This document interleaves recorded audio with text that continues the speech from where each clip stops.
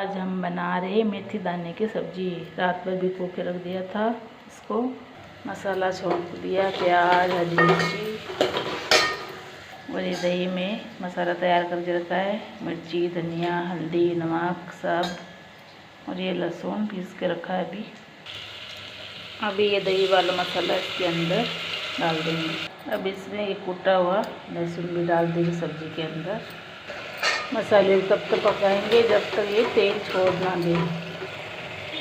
अभी मसाला लगभग रेडी हो गया है, तेल छूट गया है इसका। एक सरप्राइज़ है, इसमें हम पापड़ भी डालेंगे और बाद में। मेथी दाना डाल दिया है, इसको ज़्यादा देर तक नहीं पकाना है क्योंकि ये पहले से ही उबली हुई है। अब इसमें डालेंगे पापड़ जो सिका हुआ है, इससे सब्ज़ी का टेस्ट थोड़ा और हो जाएगा। स्टेज पे हम 2 चम्मच चीनी भी डाल सकते हैं।